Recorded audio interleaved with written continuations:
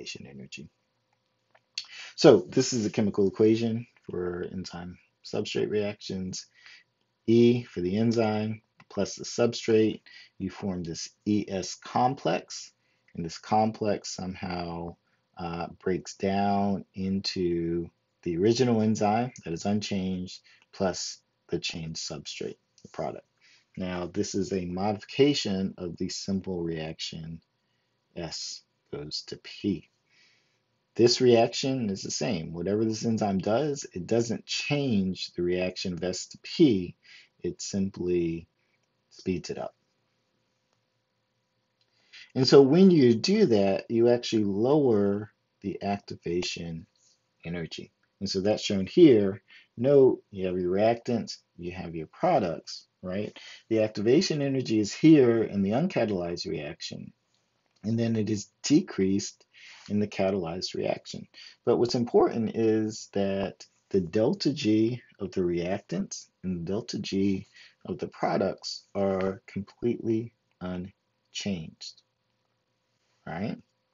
And so you aren't changing the reaction. This is the same reaction whether it's catalyzed or uncatalyzed. You start with a delta G here, you go to a delta G there.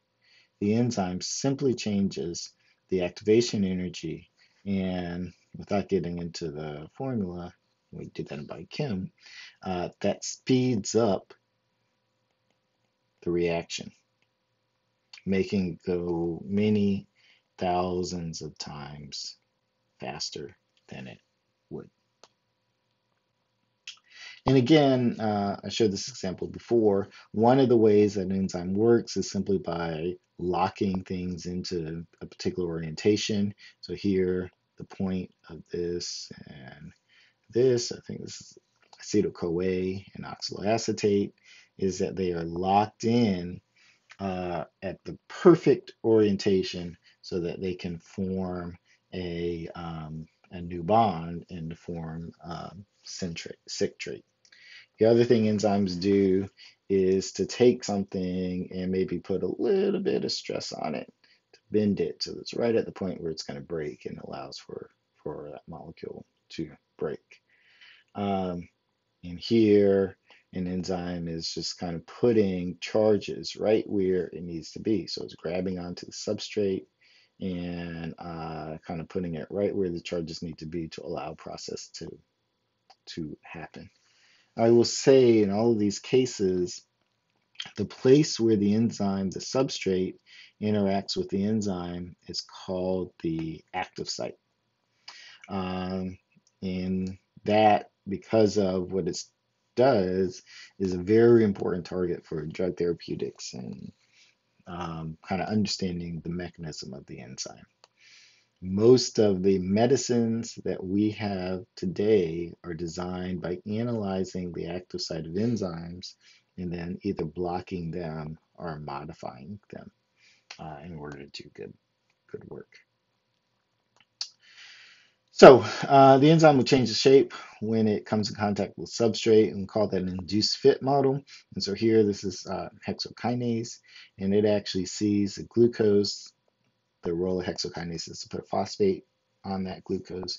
And when it comes in contact with that glucose, it actually closes around that glucose, kind of like a Pac-Man, and then becomes activated.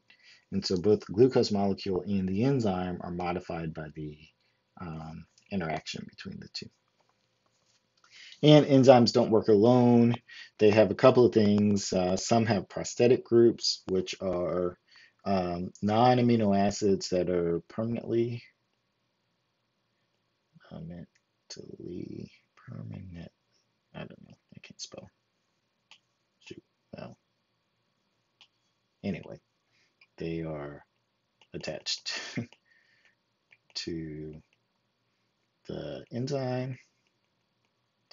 Cofactors are small molecules like magnesium or something that are necessary for the enzyme to function.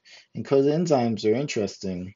So enzymes can't be changed by the chemical reaction, but coenzymes can. So ATP is a coenzyme. a lot of times in an enzymatic reaction, it gets converted to ADP. Now this will float off so that the enzyme remains unchanged, but ATP in this process has been changed and would need to be kind of restored. So here are some examples of these, coenzyme A, which we'll see in the citric acid cycle, ATP and NAD, we'll see in cellular respiration. Iron is involved in things like um, electron transport and the electron transport chain. And then prosthetic groups like the heme group and hemoglobin, retinol, so forth and so on. So we're just going to touch on enzyme kinetics, but I do want to see kind of this is a really important concept, one of the kind of biggest ones, and what an enzyme does. And so this is a graph of the reaction rate, the rate of the reaction as a function of concentration of the substrate. Too low here. And note what happens. In a non-enzyme catalyzed reaction, there is a linear relationship between the substrate concentration and the reaction rate. Now it's low, right? But as you add more substrate, you increase the reaction rate in a linear fashion, all right? In an enzyme catalyzed reaction, obviously it's much faster, right? That makes sense. But at some point, you get diminishing returns. And so in an enzyme catalyzed reaction, the reaction rate is still a function of substrate concentration, right? But the shape of the curve is different. Let me just kind of erase all that uh, so the shape of the curve is different here. And this is characteristic of what's called the Michaelis Menten uh, enzyme. And so we can look at these kinetics and we can learn a lot about how that enzyme works. And if we look at what's going on here, um, this is kind of the substrate that's catalyzing this reaction, and this is the amount of enzyme that's going on. And so you can see that at low substrate concentration, right, you have more enzymes than you have substrate. And so things work really, really fast, right? But at some point, you're going to reach a substrate concentration where the enzymes are saturated, right? That means that the enzymes are working as fast as they could work. And so adding more substrate after a point where the enzymes are all saturated won't change the rate because the enzymes are already working as fast as they work. We call that level the Vmax. All right. And there is some substrate concentration in which that occurs. So here, the limit, this is kind of our, I don't know if we remember this from pre-calculus, it's asymptote. Here, this limit is Vmax, and the reaction rate will approach that limit but never touch it, right? And I liken this to, I guess we don't have to, this isn't the case in these days, but I liken this to airport security, right?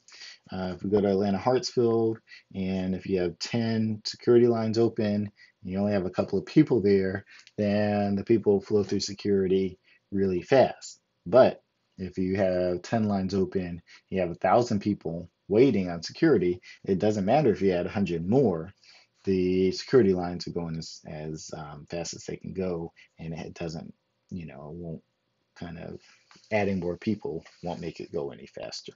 So you don't see any increase in the rate after that point. And the enzyme activity is because it's a protein, it's a function of a bunch of different things. It's affected by pH because the shape of the protein is affected by pH. It's affected by temperature because the shape of the protein is affected by temperature. Um, and all sorts of things.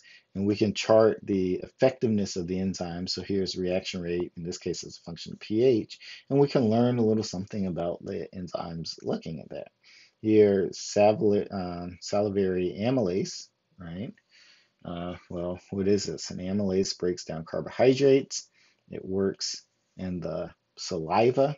And so its maximum range is right around physiologic pH. That makes sense. Something like pepsin, this is a protease. It breaks down proteins.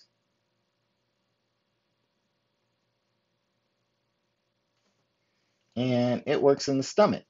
Well, the stomach is very acidic, so it has high activity at the pH of the stomach, but is fairly useless at physiologic pH. And so by looking at these kinetics, we can learn some things about how that particular enzyme works. And these enzymes can be regulated. Um, uh, the nature of the regulation uh, tells you something about, again, enzyme activity as well. Irreversible inhibition is usually when we have covalent interactions with the enzyme. We don't see this a lot in nature because it's a fairly wasteful process. We do see this a lot with poisons. So, um, a lot of poisons tend to be irreversible inhibitors. They covalently bind to the enzyme and block its function. And I liken this to, your car, right? If the enzyme is a car, right, you do not want to blow up the car every time you go to Atlantic Station, because then you would be stuck paying another $10,000 or $20,000 for your car. So you want the enzyme to be available for you when you want it, but for it not to be running when you don't want it to run. And so most of the control is going to be reversible so that you can turn it on, hit the accelerator when you want to, or you can uh, hit the brakes when you need to. So here's an example of an irreversible inhibitor of the protease trypsin. This molecule covalently binds to the active site, blocking the ability of the protein to the polypeptide to bind. But most of the inhibitors you're going to see are reversible inhibitors, and they come in a couple of different flavors: competitive inhibition and non-competitive inhibition. And competitive inhibition is where you have an inhibitor that competes for the active site of the substrate. And so here, this inhibitor blocks the substrate or binds to the active site and doesn't allow for the substrate to bind. Non-competitive inhibitors bind to the enzyme, but not at the place where the substrate is. So here's a non-competitive inhibitor. It's binding to the enzyme. It changes the shape of the active site.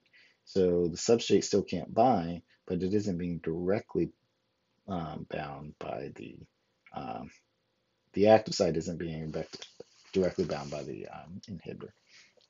And there are distinct kinetics that occur in each of those models. And many of the enzymes are subject to what's called allosteric regulation. And so this is a change in shape. And so they have different forms. They have subunits that allow for the binders of either inhibitors or activators that will then allow access to the active site for it to bind. This is a good thing because it allows the enzyme to be present in the cell, but not to be active when, oops, but not to be active when it doesn't need to be active. So here in this case, we have a allosteric enzyme. It has a catalytic subunit. It has some regulatory subunits, one of which binds to an inhibitor and one of which binds to an activator. And so here, when the inhibitor binds, the active site is closed, you don't have any activity.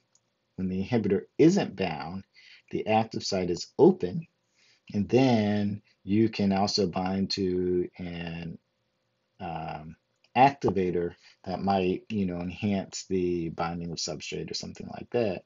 And then this allows for that enzyme to work. And so what we'll see is that many enzymes that involve a dramatic change in delta G are allosteric because it allows for a great deal of regulation from the cell in terms of when and where it works.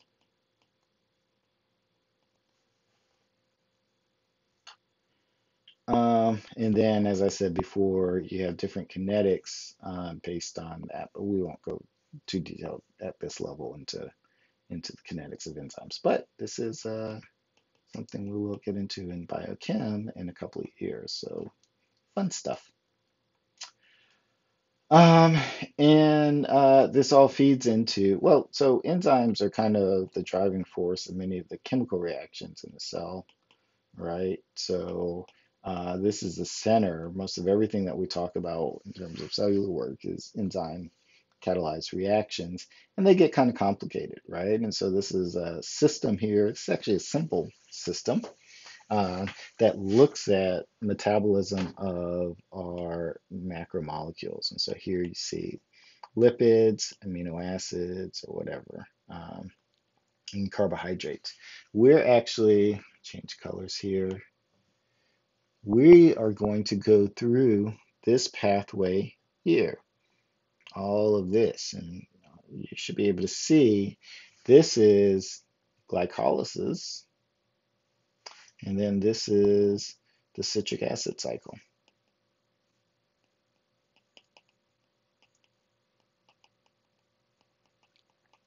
So here's glycolysis here. And so this is kind of at the heart of a lot of things in biochem. We'll talk about lipid metabolism. So this is beta oxidation of fatty acids, so forth and so on. And so we're going to pull out this one, and we'll talk about it in general terms. In biochem, we go kind of hard on it. But note that this doesn't stand on its own in that it is connected to many other processes. And each of these little dots here are enzyme catalyzed reactions.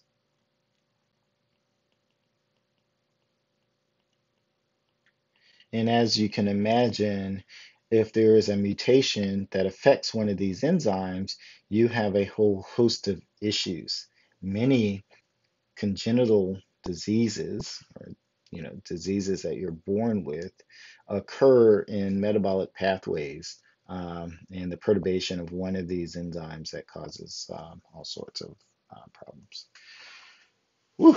Okay, so um, this is the heart of what we're doing in chapter 8. And then we're going to use these enzymes to understand photosynthesis and cellular respiration in chapters 9 and 10. This should take us through the first week or week and a half of material, so enjoy.